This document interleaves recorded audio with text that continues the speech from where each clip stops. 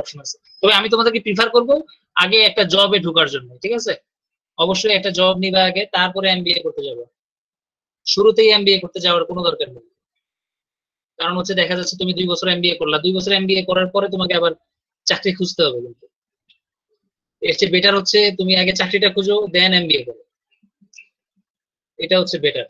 একসাথে তোমার দুইটা এক্সপিরিয়েন্স হয়ে যাবে। তোমার টিচাররা যা পড়াচ্ছে তার সাথে তোমার জবের সাথে রিলেটেড। এখন তুমি যদি জবই না করো বা একটা ইন্ডাস্ট্রিয়াল এক্সপিরিয়েন্সই যদি তোমার না থাকে, তাহলে ওই এমবিএ এর কোনো দাম নেই, যতই এমবিএ করো না। ঠিক আছে, ওগুলো মনে হবে থিওরিটিক্যাল, বাট প্র্যাকটিক্যালি যখন তুমি থাকবা, এই দুইটা যখন একসাথে করবে তখন সবচেয়ে মজা পাবা বেশি। মানে তুমি মানুষ ধরতে পারবে। যেমন আমার সাথে ছিল সব ব্যাংকার আর কি, আমাদের সাথে এমবিএ করতো চট্টগ্রামে ম্যাক্সিমাম হচ্ছে ব্যাংকার মানুষ। হ্যাঁ, তাদের মানে অঢেল টাকা স্যালারি পাচ্ছে, এদিক থেকে ওইদিকে গিয়ে মানে মজা করতেছে আর কি। এমনি আর কি, এইটাকে বলি কি বলবো, টাকা আছে খরচ করতেছে এমন একটা বিষয়। ঠিক আছে। আর যারা জব করতেছে ঢাকায়, যখন আমি আসছি তখন মানে জব হোল্ডার আমি বেশি পেয়েছি, বিশেষ করে ম্যানেজার। হ্যাঁ, ব্যাংকের ম্যানেজার একজন। তারপরে আমি পাইছি হচ্ছে কি বলবো, রিসার্চ টিমের হেড। এরকম আমি কয়েকজন মানুষ পাইছি যারা হচ্ছে মানে টপ ক্লাস আর কি। এরপরে আমার ফ্রেন্ড কয়েকজন আছে, স্টিল নাও আছে, তারা হচ্ছে তোমার নিজেরাই কোম্পানি ডেভেলপ করছে। এরকম মানুষগুলো আসলে এমবিএ করতে যায়। সুতরাং এদের সাথে ফ্রেন্ডশিপ করাটাও আসলে একটা বড় ভাগ্যের ব্যাপার আর কি। ঠিক আছে, ওইরকম মানুষগুলো তোমার সাথে থাকবে কিনা। হ্যাঁ, যদি স্টুডেন্টদের সাথে পড়ো আর কি, এরা আসলে কিছুই না আর কি। এই যে যেমন তোমরা এখন, তোমরা সবাই কিন্তু স্টুডেন্ট, তোমাদের সাথে আড্ডা দিলে কি হবে আসলে, মানে এক্সপিরিয়েন্স কি বাড়বে কিনা। বাট ওদের সাথে যখন তুমি আড্ডা দিবা, তখন কিন্তু তোমার এক্সপিরিয়েন্স মানে অন্য লেভেলে চলে যাবে। ঠিক আছে, মানে টোটালি তুমি একটা ভিন্ন। স্যার আপনি আড্ডা দেন, আমাদের এক্সপিরিয়েন্স বাড়বে, আমাদের জন্য ভালো হবে। আমি তোমাদের সাথে আড্ডা দিতে হলে যে বললাম না, তোমাদের থেকেও তো আমার শিখতে হবে অনেক কিছু, ঠিক না? স্যার আমাদের থেকে শিখবেন কিভাবে ফাঁকি দেয়া যায়, এটাও তো সেটাই একটা তো, শিক্ষা। তোমরা তো ফাঁকি দেওয়ার শিখতেছো বা শিখাচ্ছ, বাট ওদের থেকে তুমি যখন এক্সপিরিয়েন্সটা নিবা, এটা কিন্তু টপ ক্লাস, এটা ডিফারেন্ট। আমি জানি না তোমাদের বাবা মা আসলে কে কি করেন, অনেকেই হয়তো বা ভালো ভালো পোস্টে আছেন অথবা অনেকে হেড আছে। ওনারা কিন্তু জানি না তোমাদেরকে ওরকম সময় দেয় কিনা, মানে তোমাদের সাথে গল্প গুজব করে কিনা। এগুলো কিন্তু অনেক ভিন্ন জিনিস। এইসব এক্সপিরিয়েন্স আসলে তোমার বাসার মধ্যেই আছে, তুমি জানো না আর কি। হ্যাঁ, তোমার বাবার সাথে তুমি কথা বললে এই এক্সপিরিয়েন্স গুলো তুমি গ্যাদার করতে পারো, কিন্তু দেখা যাচ্ছে তোমার বাবার বয়স বেশি, তুমি ওনার সাথে কথা বলতে মানে পাচ্ছ না, ইন্টারেস্ট পাচ্ছ না। এর কারণে তুমি পিছিয়ে যাচ্ছ। ঠিক আছে, ওই মানুষগুলোকে মানে এক্সপিরিয়েন্স যাদের বেশি, এদের সাথে একটু থাকতে চেষ্টা করবে। মানে তোমার আশেপাশে যারা আছে ফ্যামিলি মেম্বারদের মধ্যে মাঝে মাঝে একটু কন্ট্যাক্ট করা বা একটু কথা বলা, হ্যাঁ, আগ্রহ নিয়েই কথা বলবা যে আপনার জব সম্পর্কে একটু বলেন, কি করেন বা কিভাবে কাজগুলো করেন, কি কি সমস্যাগুলো ফেস করতেছেন, বর্তমান অবস্থা কি। যেমন আমার আঙ্কেল আছে, উনি ইন্ডাস্ট্রিতে আছে, ওনাকে আমি কিন্তু মাঝে মাঝে কল দিয়ে বলি যে আঙ্কেল বর্তমানে টেক্সটাইলের অবস্থা কি, কেমন চলতেছে। ঠিক আছে, ব্যবসা কি আসতেছে না, অর্ডার কি বেশি না কম, মানে কি অবস্থা, কোন দিকে যাচ্ছে। এরকম জিনিসগুলো কিন্তু আমরা রেগুলার মাঝে মাঝে খোঁজ খবর নিতে চাই। ঠিক আছে, তো এগুলো কিন্তু তোমাদেরও করা উচিত। তোমাদের ফ্যামিলি মেম্বার বা তোমাদের রিলেটিভ যারা আছে, খোঁজ খবর গুলো সবসময় রাখা উচিত, যে ট্রেন্ড, তারপরে তোমার আশপাশের পরিবেশগুলো কোন দিকে যাচ্ছে, কোন দিকে টার্ন করতেছে। কারণ ওনারা বিভিন্ন জব ফিল্ডে থাকার কারণে ওনারা কিন্তু রিয়েল এক্সপিরিয়েন্স গুলো ওনাদের কাছে আছে। ওনারা বিভিন্ন ধরনের প্রবলেম গুলো ফেস করতেছে, 1 বছরের মধ্যেই অনেক রকম অবস্থা হচ্ছে। তো সেই অবস্থাগুলো কিন্তু ওনারা ভালো বুঝতে পারে। আমরা সবসময় বলি যে ভালো, মনে হচ্ছে ভালো চলতেছে, মনে হচ্ছে এটা চলতেছে, কিন্তু সময় কিন্তু আস্তে আস্তে চেঞ্জ হচ্ছে। এগুলো তোমরা ওনাদের থেকে ভালো জানতে পারবে যদি তাদের সাথে কন্ট্যাক্ট থাকে রেগুলার। কারণ আমরা তো সবসময় তোমাদেরকে জানাতে পারবো না বা সবসময় এগুলো নিয়ে কথা হয় না, এই জন্য ওরা বেস্ট। তো এই জন্য তুমি অবশ্যই চাকরি করবা আগে, মানে চাকরিটা আমি প্রিফার করতেছি এই জন্য, কারণ তোমার বিএসসি ডিগ্রি অলরেডি হয়ে গেছে। তুমি যদি সারা জীবন আর পড়ালেখা নাও করো, এনাফ তুমি যে কোনো ইন্ডাস্ট্রিকে লিড করার জন্য। অর্থাৎ ম্যানেজার বলো, এমডি বলো, এক্সিকিউটিভ ডিরেক্টর বলো, সব পোস্টে তুমি যাইতে পারবা শুধুমাত্র এই একটা ডিগ্রি দিয়ে। এমবিএ ডিগ্রিটা আসলে কি করবে? এমবিএ ডিগ্রিটা তোমার ওদেরকে কন্ট্রোল করা শেখাবে। এই যে ম্যানেজার, এমডি, এক্সিকিউটিভ ডিরেক্টর, ওদেরকে কিভাবে কন্ট্রোল করতে হয়, মানে একটু চালাকি শেখাবে তোমাকে আর কি। কিভাবে প্রতারণা করতে হয়, কিভাবে প্রতারকদেরকে আবার ধরতে হয়, এই কয়েকটা জিনিস তোমাকে শিখাবে, চিন্তা করা করতে শেখাবে। এগুলো জিনিস মানে অন্য একটা জিনিস তোমাকে শেখাবে। এই জিনিসটার জন্য তোমাকে আসলে এমবিএ ডিগ্রিটা, যদি জব ফিল্ডে থাকো অর্থাৎ চাকরির ক্ষেত্রে অথবা তোমার বিভিন্ন ইন্ডাস্ট্রির ম্যানেজিং ডিপার্টমেন্ট গুলোতে তুমি যদি হ্যান্ডেল করতে চাও, তাহলে এই যোগ্যতাটা অবশ্যই দরকার। ঠিক আছে, এই জন্য আমি এটাকে একটু প্রিফার করবো তোমার ইসের সাথে, জবের সাথে রিলেটেড করে। স্যার অনেকে বলে তাহলে যে ইঞ্জিনিয়ারিং করে লাভ কি হলো, যদি শেষ পর্যন্ত এমবিএ করো তাহলে বিবিএ এমবিএ করলেই পারতা। এইগুলো তার বোকামি। এমবিএ যে করে সে কি তোমাকে হ্যান্ডেল করতে পারবে? তুমি বলো তো, একজন এমবিএ করছে বিবিএ করছে, ওকে হ্যান্ডেল করতে পারবে? স্যার কিন্তু বড় বড় পোস্ট গুলাতে তো কমার্সের স্টুডেন্ট দেই এখন হ্যাঁ, এটা তো পর্যন্ত। একটা ট্রেডিশন হয়ে গেছে, বুঝো না এই কথাটা? ওটা তো একটা ট্রেডিশন। ট্রেডিশন হওয়ার কারণে তারা বড় পোস্ট গুলো ধরে রাখছে। এখন ঢাকা ভার্সিটি থেকে এমবিএ করে এসে কি করতেছে মনে করো, তার, তুমি কোম্পানির প্রোফাইল গুলো দেখলেই বুঝতে পারবে। আমি তোমাকে একটা প্রোফাইল দেখাই, কি যেন সেদিন আমি দেখতেছিলাম, কোন কোম্পানিটা, কোন কোম্পানিটা দেখতেছিলাম, Shasha Denim, Shasha Denim sorry, Havens, Havens Textile, না Envoy Tex, sorry Envoy, Envoy Textiles. দেখা যাচ্ছে তো না আমার স্ক্রিন? দেখা যাচ্ছে তো?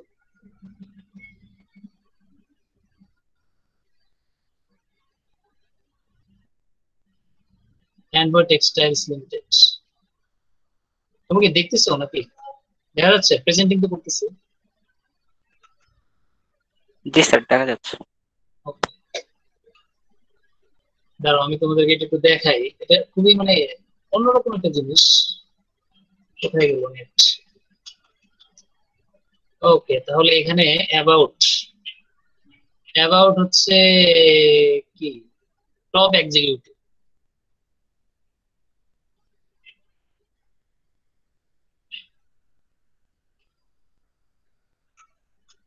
ছবি দেয়া আছে, দেয়া আছে, সুন্দর। এই যে দেখো, এই লোকগুলার একটু ভালোভাবে দেখো।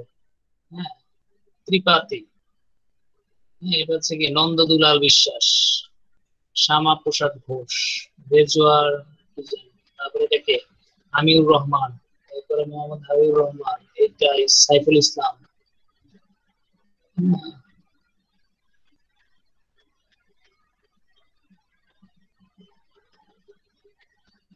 এত হেভি ই বানাইছে,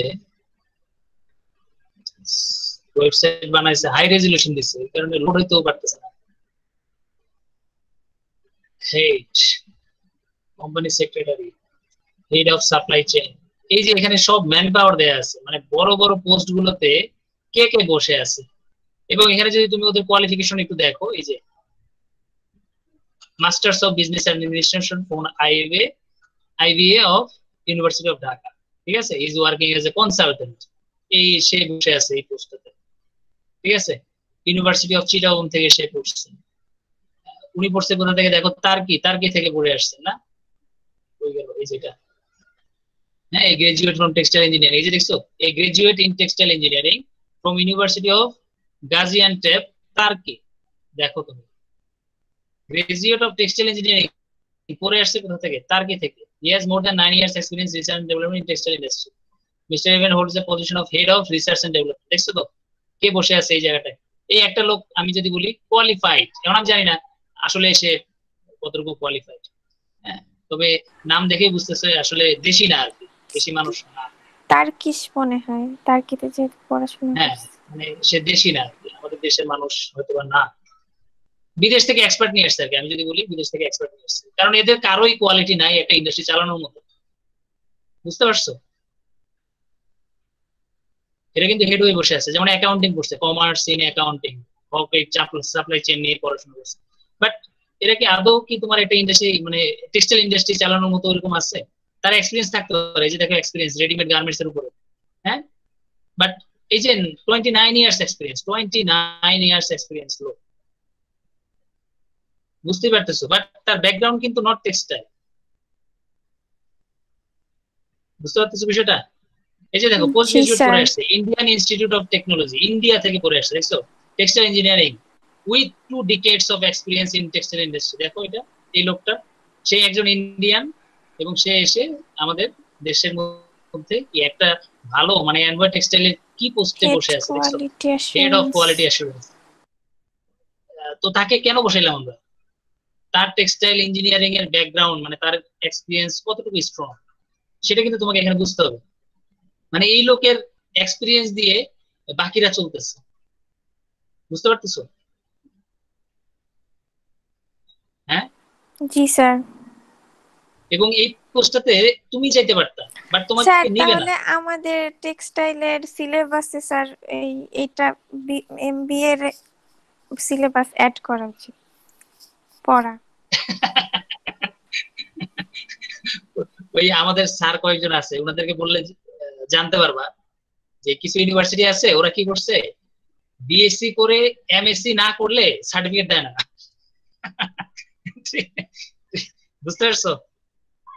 কিছু ইউনিভার্সিটি আসছে ওরা কি করছে, বিএসসি করতে হবে প্লাস এমএসসি করতে হবে, তারপরে তোমাকে দুইটা সার্টিফিকেট একসাথে দিয়ে দিবে। এবং এটা বাংলাদেশেই কিন্তু মানে এটা জোর করে আর কি, ওনারা জোর করে যে এমএসসি না করে তুমি বাইরে হবো না ভার্সিটি থেকে।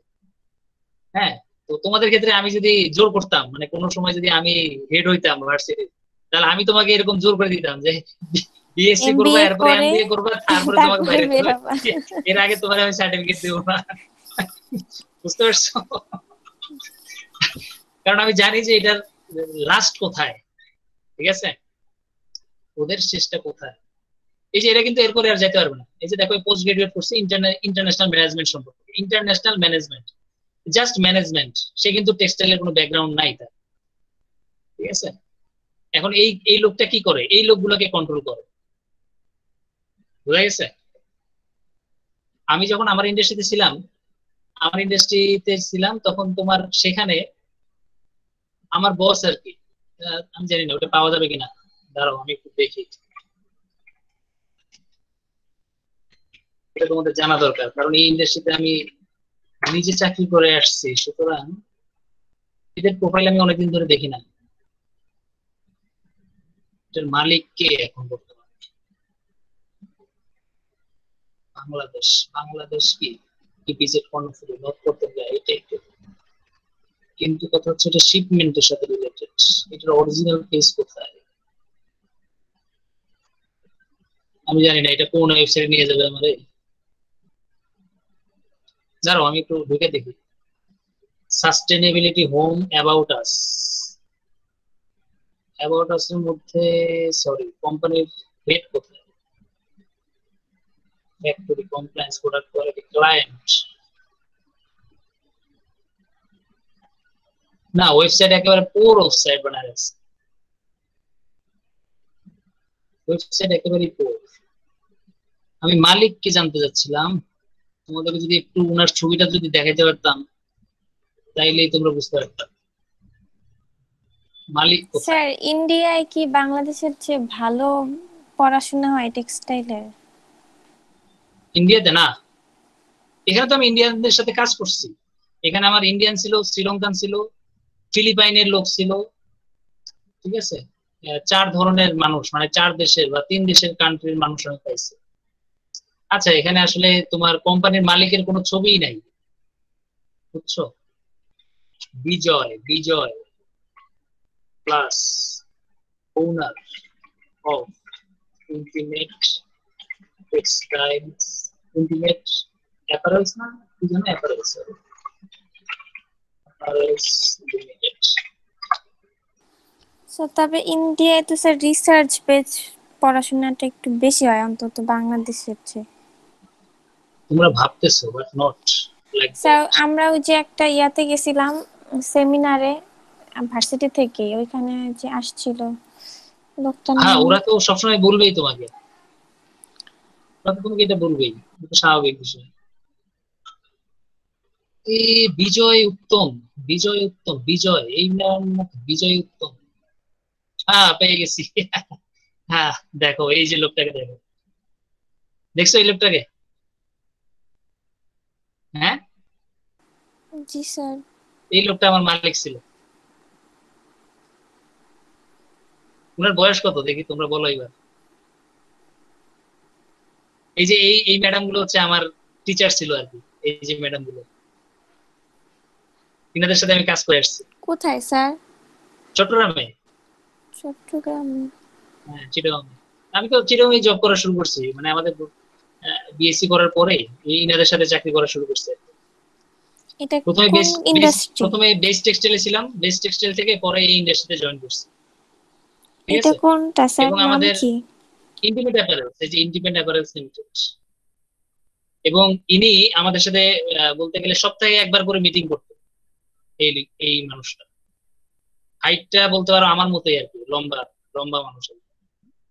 আর এরা এরা হচ্ছে ইনার আন্ডারে চাকরি করে। দেখো স্যার কত এই হবে? যে 45? না, 2014, 2013-14 সাল, 45 বছর 2013-14 বয়স জিজ্ঞেস করলেন না স্যার? 55 হবে, 55। এর বয়স 55 হবে। ইনার বয়স 55। না স্যার, 40 আমার থেকে থেকে 45 হওয়ার হ্যাঁ কথা। 40 থেকে 45, তার থেকে একটু কমও হইতে পারে, মানে আমার থেকে সে হয়তোবা 6 থেকে 7 বছরের বড়। আমাকে তোমরা যা দেখো আমার থেকে এই 6 থেকে 7 বছরের গ্যাপ ওনার। একেবারে ইয়ং আর কি, ইয়ং মানুষ। ইনি এদেরকে চালায়, এই যে এরকম বয়স্ক মানুষদেরকে চালায় এবং এদের চাকরিও খেয়ে ফেলে। বুঝতে পারতেছো? আরেকজন লোক ছিল, ওনার ওনার প্রোফাইলটাও তোমাকে দেখাই। আমাকে যে ডান পাশেরটা স্যার। নামটা কি যেন, প্রিয়ান্থা ওয়াইজেটান। জানি না আমি পাবো কিনা। প্রিয়ান্থা ওয়াইজেটান, বানান ভুলে তো আর কি, বানান ভুলে তার পাবো না কিছু। প্রিয়ান্থা ওয়াইজেটান, আমাদের এই এক্সপিরিয়েন্সটা একটু দেওয়া দরকার। দাঁড়াও আমি একটু ওই লোকটাকে খুঁজে পাই। প্রিয়ান্থা ওয়াইজেটান, প্রিয়ান্থা প্রিয়ান্থা কি আসতেছে, লেডিস আসতেছে। প্রিয়ান্থা ওয়াইজেটান, তাহলে এটা নাই। আমি তাহলে শোর টু শো, মানে উনি এই কোম্পানিতে আছে। শোর টু শোর টেক্সটাইল নাকি, টেক্সটাইল লিমিটেড, শোর টু শোর। তারা কয়েকটা জিনিস একটু দেখায়নি, তারপরে আমরা তাদেরকে খুঁজে পাই। শোর টু শোর টেক্সটাইলস, অ্যাড্রেসটা কোথায়? ওয়েব অ্যাড্রেস শোর টু শোর এ ভিজিটের।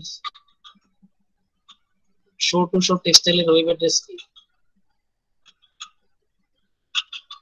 শোর টু শোর এ ইপিজেড, সিদ্ধিরগঞ্জ, লোকাল। এটাই তো মনে হয়। স্যার ইউনেস্কো গ্রুপের মধ্যেই মনে হয়। না, ওর ওয়েব পেজটা আমার দরকার, আসলে ওদেরকে দরকার নেই। আমি তার ওয়েব পেজের অ্যাড্রেস তো মনে নাই, বা আমি আসলে এটা মনে রাখতে চাই না। ওয়েব অ্যাড্রেসটা দরকার। আমি তোমাদেরকে তাহলে ওই লোকটাকে একটু দেখাতে চাচ্ছি, যে আসলে এক্সিকিউটিভ ডিরেক্টর ছিল আমার কোম্পানির ওই সময় আর কি। বিজিএম এর অ্যাড্রেসটা কোথায় দেখলাম? BGM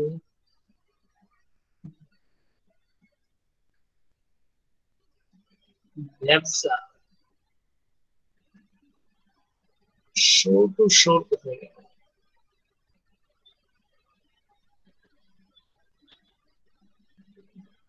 Facebook, BGMEA member list, show to show textile. দাঁড়াও, এখান থেকে আমি হয়তো ওয়েব অ্যাড্রেসটা পেয়ে যাবো। এটা এই যে ঢাকায় ভিজিট করলো না কিছুদিন আগে,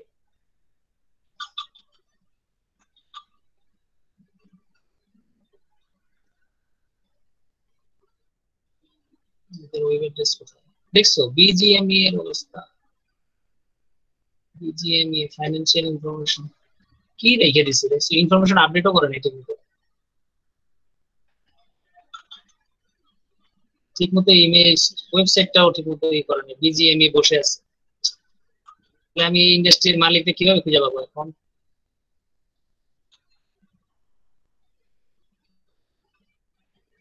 শোর টু শোর plus Priyanka,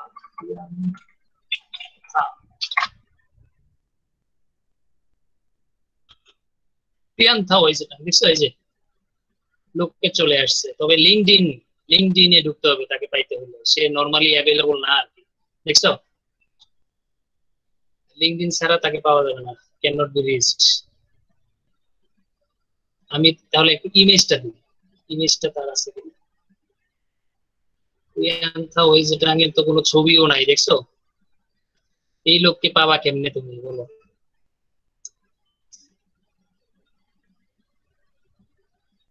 show to show, ইডিবি Sri Lanka, export quality. দেখছি শ্রীলঙ্কা, শ্রীলঙ্কাতে সেই কোম্পানির অ্যাডভার্টাইজমেন্ট চলতেছে। দুঃখিত, দেখছো সে তার ছবি একটাও রাখে নাই পুরো ওয়েবসাইটের মধ্যে। সেই রকম লোক, ঠিক আছে, সেই ধরনের একজন লোক।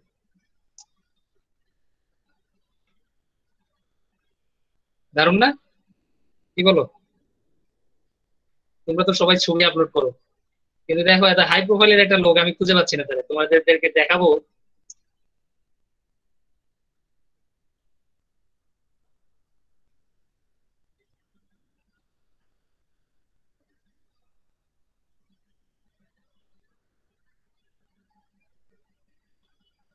আসো তোমরা? জি স্যার। জি স্যার, জি স্যার। এই লোকটাকে এখন কিভাবে দেখাই?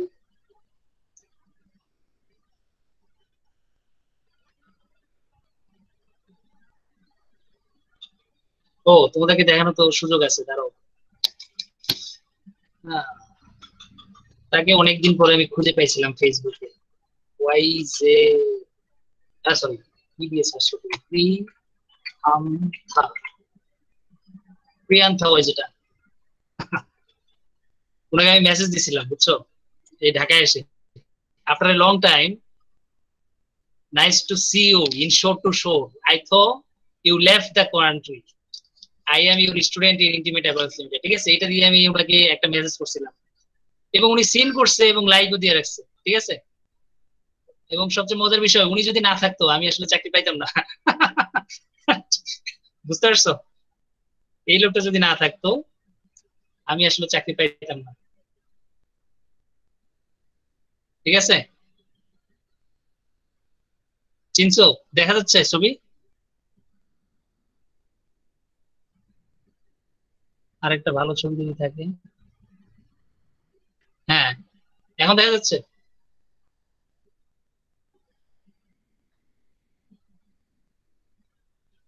এই আমি কি আসি লাইনে নাকি? জি স্যার, দেখা যাচ্ছে। হ্যাঁ, এই যে দেখো, ইনার কাছে দেখো রিকোয়েস্ট করতেছি কিভাবে, sir I want to join with you after long time sir, nice sir, where are you working now. এই যে লোকগুলো কিন্তু চাকরি চাচ্ছে, বুঝতে পারছো? এরা কিন্তু চাকরি চাচ্ছে। উনি যেখানে যায় উনার সাথে অনেকেই কিন্তু চলে যায়, বুঝতে পারছো? এবং আমি অবাক হয়েছি যে আমাদের ওখান থেকে, ওই কোম্পানি থেকে অনেকেই কিন্তু এখন বর্তমানে তার আন্ডারে চাকরি করতেছে, আবার চলে আসছে, মানে চট্টগ্রাম থেকে এসে এখন ঢাকায় চাকরি করতেছে। তো এই লোকটা কিন্তু হেভি এক্সপিরিয়েন্স, এবং উনি আমার ভাইবা নিছিল আর কি, ইন্টারভিউ যখন আমরা ফেস করি তখন সে নিছিল। এবং ইন্টারভিউতে আমাকে সুন্দর করে টেক্সটাইল রিলেটেড অনেকগুলো কোশ্চেন জিজ্ঞাসা করছে, এটা বলো, এটা বলো, এটা বলো, সবগুলোর অ্যান্সার দেওয়ার পরে উনি বলছে যে তুমি কি এই গার্মেন্টস ইন্ডাস্ট্রিতে চাকরি করবা? আমি তো অবাক, কি বলে স্যার, গার্মেন্টস ইন্ডাস্ট্রি, আমি তো টেক্সটাইল ইঞ্জিনিয়ার, গার্মেন্টস ইন্ডাস্ট্রি চাকরি করবো না তো কোথায় চাকরি করবো? ঠিক আছে, of course sir, if I get chance in your industry I will do this. বলে যে না, তুমি তো আসলে ইঞ্জিনিয়ারিং করছো, ইঞ্জিনিয়ারিং করা মানে হচ্ছে তোমরা যেভাবে পড়াশোনা করো, যে স্পিনিং, তারপরে তোমার ফেব্রিক ম্যানুফ্যাকচারিং, ওয়েট প্রসেসিং, মানে হেভি ইঞ্জিনিয়ারিং এর সাবজেক্ট গুলো তোমরা পড়ছো। এখন তুমি এখানে গার্মেন্টসে তো আমরা আসলে কোনো কাজ করি না, এখানে তো আমরা শুধুমাত্র কাটিং, সিউইং এন্ড প্যাকিং করি, তিনটা কাজ করি, এখানে কোনো কিছু আমরা ম্যানুফ্যাকচারিং করি না। তো তুমি এখানে জব করে মজা পাবা? আমি আমি তো কোয়েশ্চেন শুনে আমি নিজে অবাক হচ্ছি, বলেছি কি রে ভাই, গার্মেন্টস ইন্ডাস্ট্রি বলে টেক্সটাইল ইঞ্জিনিয়ারিং না? আমি বলি যে sir no problem, I will try my best to learn new things in your industry. ঠিক আছে, এভাবে বলে বলে আমি ওনাকে কনভিন্স করতে ট্রাই করছিলাম, এবং মাশাআল্লাহ উনি মানে আমাকে একটা কার্ড দিছে, ওনার ভিজিটিং কার্ড দিচ্ছে, ভিজিটিং কার্ড দিয়ে বলতেছে যে ঠিক আছে, তুমি আবার সিদ্ধান্ত নাও যে তুমি চাকরি করবা কিনা, যদি চাকরি করো তাহলে আমাকে কল দিবা। বুঝতে পারছো? ইন্টারভিউ দিয়ে এসে আমাকে কার্ড ধরাই দিছে যে তুমি যদি চাকরি করতে চাও তাহলে তুমি আমাকে কল দিও। ঠিক আছে, তো এটা কিন্তু খুবই মানে ইন্টারেস্টিং একটা ভাইবা ছিল আর কি আমার লাইফের, যে এরকম আমি কখনো মানে ভাবি নাই যে কেউ আমাকে বলবে যে তুমি আমাকে কল দিও যদি তুমি চাকরি করতে চাও। সাধারণত পরিচিত মানুষ ছাড়া কখনো কেউ এরকম করে না, ঠিক না? তো আমি তো কার্ড নিয়ে বাসে চলে আসছি, মানে গাড়িতে অলরেডি। ঠিক আছে, চাকরি হয়েছে কি হয় নাই আমি কিছুই বুঝতেছি না, মানে আমি কি চাকরি পাইছি না পাই নাই। কারণ আমরা তো জানি যে তোমাদেরকে বলে দেয় যে ঠিক আছে তুমি কালকে থেকে জয়েন করো বা এই করো সেই করো। আমি আসলে অবাক হয়ে গেলাম। পরে আমি ওই যে বেস্ট টেক্সটাইলে গেছি পরের দিন চাকরি করতে। ওখানে গিয়ে তো মেজাজ গরম হয়ে গেছিল ওই দিন। হ্যাঁ, কি কারণে যেন আমি জানি না, যে ওই দিন গেছিলাম, যাইয়াই দেখি আমাকে বকা টকা শুরু করছে বা এই ধরনের কিছু একটা ঘটনা ঘটছিল। পরে আমি বলি যে দূর, তোর কোম্পানিতে চাকরি আর করবোই না, দেখি এই বেটার কল দিই। সে তো কল দিতে বলছে, তারা আমি কল দিই, ঠিক আছে। তো ওই লাঞ্চের টাইমে বের হয়েছি ফ্যাক্টরি থেকে, বের হয়ে কল দিলাম যে sir, I am Priyan Mobarak Hossain, I faced interview yesterday, I want to join your new company. Of course, then you can come tomorrow at 10. ঠিক আছে, তুমি 10টা বাজে চলে আসো। এভাবে বলে কিন্তু উনি আমাকে নিয়ে গেছে আর কি, কল দিছে। পরে ওই চাকরি ছেড়ে দিয়ে সরাসরি আমি ফ্যাক্টরিতে চলে আসছি। ঠিক আছে, তো মানে এদের অ্যাপ্রোচটা সেরকম, এবং এরা ভুলে না। অবাক হয়ে যাবা যে আমাকে ভুলে যায়নি, একদিনের পরিচয়ে সে আমাকে ভুলে যায়নি। ঠিক আছে, বাঙালি যদি হইতো তাহলে আসলে ওরে চিনাতে চিনাতে আমার জান শেষ হয়ে যেত। বুঝতে পারছো? এই লোকগুলো অনেক এক্সপিরিয়েন্স, কিন্তু কিন্তু তার মালিক কে? ওই যে দেখো, মাত্র আরো কম এক্সপিরিয়েন্সের মানুষ। এখন সে একজন টেক্সটাইল ইঞ্জিনিয়ার, কিন্তু সে নিজে একজন টেক্সটাইল ইঞ্জিনিয়ার, এবং সে শ্রীলঙ্কান। সে কিন্তু বাঙালি না, শ্রীলঙ্কান। এবং উনি জানে যে কিভাবে একটা ইন্ডাস্ট্রি চালাইতে হয়। ঠিক আছে, আর টেকনিশিয়ান যাদেরকে দেখাইলাম, ওই যে তোমার মহিলা যাদেরকে দেখাইলাম, ওনারা হচ্ছে টেকনিশিয়ান। ঠিক আছে, টেকনিশিয়ান বলতে ওই যে তোমরা যেটা বলো যে প্যাটার্ন মেকিং, তারপরে ডিজাইনিং, কাটিং, হ্যাঁ, এগুলোর এগুলোর এক্সপার্ট হচ্ছে ওই মহিলাগুলো। প্লাস হচ্ছে সিউইং এর এক্সপার্ট, সিউইং অর্থাৎ সিউইং লাইন কিভাবে ফিটিং করতে হয়, ওনারা কিন্তু সেটা সম্পর্কে ভালো জানে, দক্ষতা তাদের অনেক বেশি। কিন্তু তারা কি পড়ালেখা করছে ওটা আমি জানি না, আদৌ ওনারা পড়ালেখা করছে বা কিসের উপরে ব্যাকগ্রাউন্ড তাদের কি, সেটা আমার আসলে জানা নেই। ইনি এক্সপিরিয়েন্স যেটা আমি জানি, বাট মহিলারা যে কোনো টপিকসে পড়ে আসছে সেটা আমি জানি না আর কি।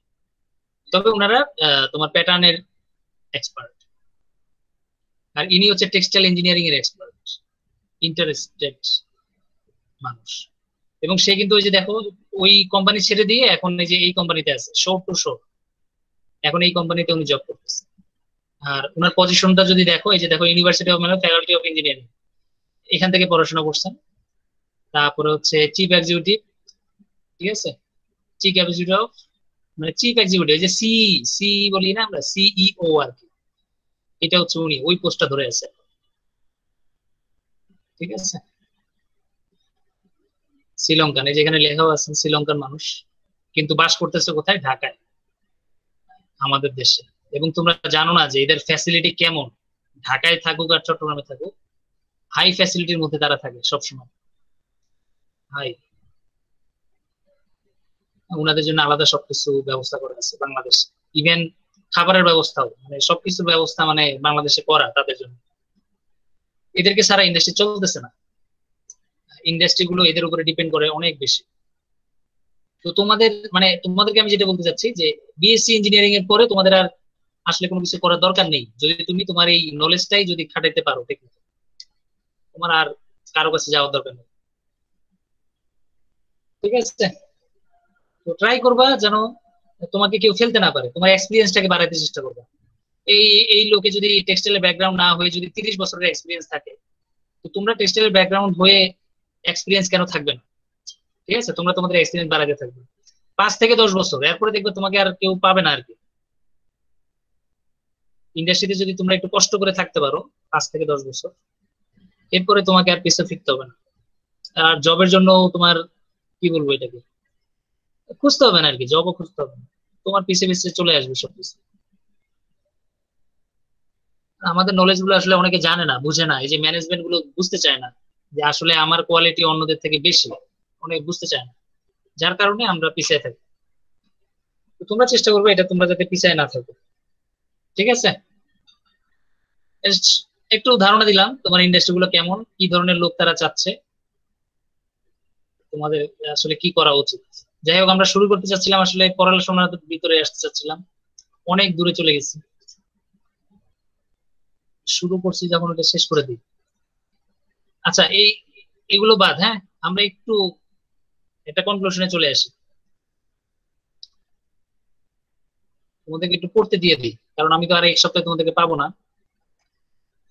একটু খাতা কলম নিয়ে কয়েকটা মার্ক একটু করে রাখো, কয়েকটা দাগ দিয়ে রাখো আর কি তোমার খাতা, এই অংশটা কয়েকটা একটু দাগ দিয়ে তোমরা একটু করবা এটা।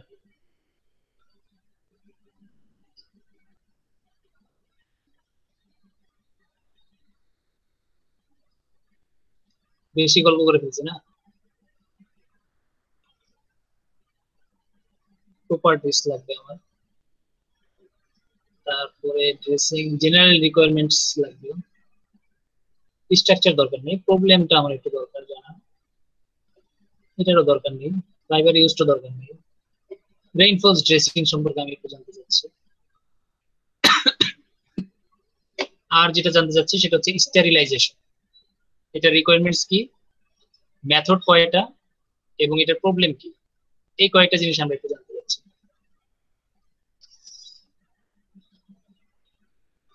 ঠিক আছে, মার্কিং করা হয়েছে কি সবার?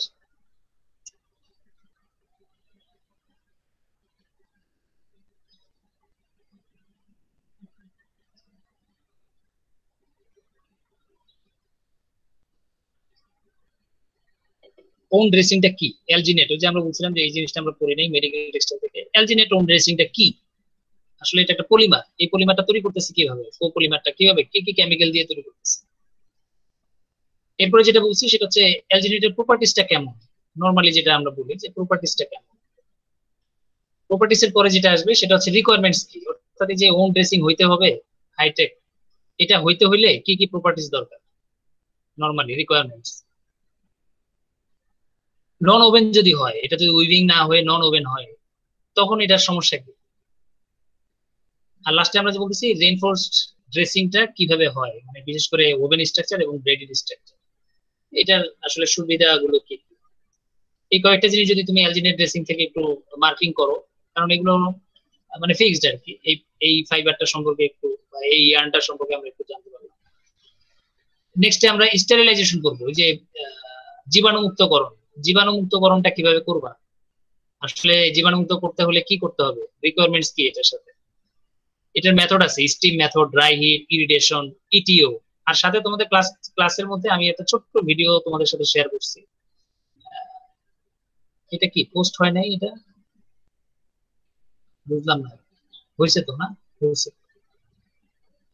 এখানে, এখানে না সরি, তাহলে গতকালকে, গতকালকে আমি একটা ভিডিও দিয়েছিলাম যে স্টেরিলাইজেশনের একটা ছোট্ট ভিডিও লিংক দিয়েছিলাম, এই ভিডিওটা একটু দেখবা। এখানে আসলে মেথডটা সম্পর্কে আরেকটু ডিটেইলসে তোমার বলা আছে, যদিও মেথডের নামগুলো আর কি, যে আসলে মেথড এই চারটাই না, আরো মেথড অ্যাভেলেবল, আরো কিছু মেথড আছে। তো আমরা চারটা মেথড নিচ্ছি বলতে এখানে চারটা মেথডের মধ্যে কম্পেয়ার করছি যে এদের মধ্যে অ্যাভেলেবিলিটি স্পিড কেমন, মানে স্টেরিলাইজেশন স্পিড কেমন, হসপিটালে ব্যবহার হচ্ছে কেমন, তারপরে ম্যাটেরিয়াল কম্প্যাটিবিলিটি কেমন, এফিসিয়েন্সি কেমন, এরকম আর কি কয়েকটা বিষয়ের উপর ভিত্তি করে আমরা এখানে ওদের সাথে একটু তুলনা করতে চাচ্ছিলাম। এখানে এই যে প্লাস চিহ্ন দিয়ে এখানে বোঝানো হচ্ছে যে excellent, very available, very good, poor, মানে মার্কিং করা হচ্ছে চারটা ক্যাটাগরিতে, সবচেয়ে ভালো, মিডিয়াম, সবচেয়ে খারাপ, এরকম কোনটা সবচেয়ে সহজ, মানে অ্যাভেলেবল বা এটা হচ্ছে কস্টিং কম, সেগুলো হচ্ছে এটা ইউজ হচ্ছে। আর লাস্ট হচ্ছে প্রবলেমটা, প্রবলেমটা হচ্ছে কি কি ফাইবার চয়েস করলে কি ধরনের সমস্যা হইতে পারে তোমার, তুমি কোন ধরনের কনস্ট্রাকশন চয়েস করলে কোন ধরনের ঝামেলা তুমি করবা, এইরকম একটা লাস্টে একটা কনক্লুশন দেওয়া আছে। এর মধ্যে আপাতত তোমরা একটু ট্রাই করবা একটু শেখার জন্য, মানে একটু রিডিং করে নিবে আর কি। আমরা এটা আর এক্সট্রা করে আর এখানে পড়তে চাচ্ছি না, মেডিকেল টেক্সটাইল নিয়ে আমরা অনেকদিন সময় নষ্ট করছি, অবশ্য অনেকদিন মেডিকেল টেক্সটাইল নিয়ে পড়তেছি। তাহলে পারা যাবে এতটুকু একটু দেখার জন্য, দেখতে পারা যাবে এই কয়েকটা জিনিস। এক সপ্তাহ পরে আসবো আবার নতুন কিছু নিয়ে।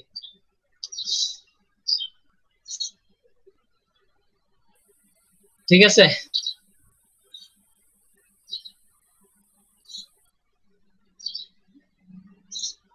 পুরো সাইলেন্ট হয়ে যায় ওরা, বুঝলাম না কিছু।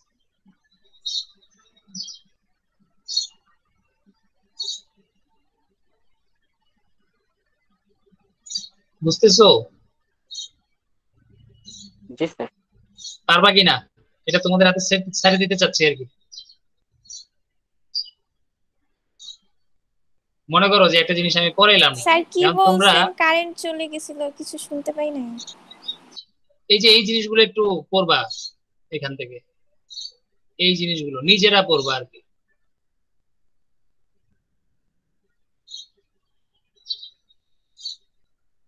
ঠিক আছে? জি স্যার। এটা আমি তোমাদের উপরে ছেড়ে দিতে যাচ্ছি। মনে করো যে কেউ তোমাকে পড়ায় নাই, তো তোমাকে যদি কেউ না পড়ায় তাহলে তুমি কিভাবে শিখবা এই অংশটা, সেটা এই জন্য তোমাদের হাতে ছেড়ে দিচ্ছি যে তোমরা নিজেরা পড়বা। এটা এটা কারো উপরে তুমি ডিপেন্ড থাকবা না। আজকেটা হচ্ছে পুরাটাই সেলফ ডিপেন্ডেন্ট উপরে চলে যাবে। ঠিক আছে? আমরা এতটুকু শিখবো। এগুলো আমরা পড়ছিলাম, এই যে প্রোডাক্ট সম্পর্কে আমরা বলছিলাম, হেলথ কেয়ার প্রোডাক্ট এগুলো কি, এগুলো আমরা পড়ছিলাম। ওই তোমার অনেকে বলে এটা মুখস্থ করে ফেলতে হবে। হ্যাঁ, এটা মুখস্থ করার কিছু নাই আর কি, মুখস্থ করার কিছু নাই। Oven fabric, non woven fabric, oven non woven, oven knitted, এগুলো মুখস্থ করে কি হবে? আসলে কিছুই হবে না। হ্যাঁ, প্রোডাক্ট টাইপ, হ্যাঁ, ভিসকোস, ফাইবার, মানে এখানে সবগুলো ফাইবার। ফাইবারের নাম মুখস্থ করে তুমি কি করবা? আসলে কমন ফাইবার গুলো তুমি একটু দেখতে পারো, যে কটন, ভিসকোস, পলিয়েস্টার। বাট এইভাবে সিরিয়ালি মুখস্থ করাটা আসলে বোকামি। হ্যাঁ, আমাদেরকে জোর করে মুখস্থ করাছিল এটা। এটা আসলে জোর করে মুখস্থ করার কিছু নাই। অ্যাপ্লিকেশন যদি দেখো, এগুলো হচ্ছে অ্যাপ্লিকেশন, এগুলো তোমরা অলরেডি জানো। আমরা বলছিলাম যে মেডিকেল টেক্সটাইলের বিভিন্ন জায়গায় আসলে ফেব্রিক ইউজ করা হচ্ছে। আর এগুলো হচ্ছে নর্মাল ফেব্রিক। এখন তুমি বেডিং এর জন্য, মাস্কের জন্য, ক্যাপের জন্য অথবা অ্যাপ্রনের জন্য তৈরি করতেছো। এগুলো মুখস্থ করার কিছু নাই। মেইন অংশ হচ্ছে এই এতটুকু পর্যন্ত। আমরা এখানে শেষ করবো আর কি অংশটা। আর আগের গুলো তো থাকবেই, অর্থাৎ মেডিকেল টেক্সটাইল আগে আমরা যা পড়ছিলাম, বিশেষ করে non woven, non implantable, implantable, extra corporeal device, এই জিনিসগুলো আমরা থাকবে। তো তার সাথে আমরা এই অ্যালজিনেটের অংশ থেকে আমরা এই কয়েকটা পার্ট একটু নিব। আমরা এখান থেকে বেশি অংশ নিতে চাচ্ছি না। আর তোমাদের সাথে তো বই অ্যাভেলেবল, এই যে মেডিকেল টেক্সটাইলের একটা চ্যাপ্টার আছে অ্যাভেলেবল। তোমাদের কোনো একটা অংশ যদি বুঝতে অসুবিধা হয়, বা তোমার কাছে যদি মনে হয় যে এখান থেকে আরেকটু ডিটেলসে একটু চোখ বুলাবা, তখন তুমি এই অংশগুলো একটু দেখবে। যেমন নন ইমপ্লান্টেবল ম্যাটেরিয়াল, এই যে 410, 410 পেজে একটু গেলা, একটু দেখলা আর কি, যে কি আছে ওখানে, আর কি কি পয়েন্ট তোমার মনে হয় যে এখানে অ্যাড করলে ভালো হয়। দুই একটা পয়েন্ট তুমি একটু নোট ডাউন করে রাখলাম, একটা দুইটা point. Health care, hygiene product, ওই যে তুমি দেখলে বুঝতে পারবা যে আসলে কি জিনিস ইমপ্লান্টেবল ম্যাটেরিয়ালস। তাহলে এই যে জিনিসগুলো আছে, মানে কমন জিনিস, মানে তুমি আগে ওই অংশটুকু পড়ার পরে বইয়ের এই পেজ গুলোতে একটু চোখ বুলাবা, একটু চোখ বুলাবা, মানে এখানে ডিফারেন্স কিছু আছে কিনা তোমার, তোমাকে আকর্ষণ করে শেখার জন্য, সেরকম কিছু পাও কিনা এখান থেকে, সেটা একটু দেখবা। তো আপাতত আমরা এখান থেকে মেডিকেল টেক্সটাইলটা শেষ করতে চাচ্ছি আর কি। আমরা নেক্সট ক্লাস থেকে অন্য টপিক গুলোতে চলে যেতে চাচ্ছি। আমরা আর এখানে লেন্দি করতে চাচ্ছি না। অনেকদিন ধরে আমরা মেডিকেল টেক্সটাইল করতে চেষ্টা করতেছি। ওকে।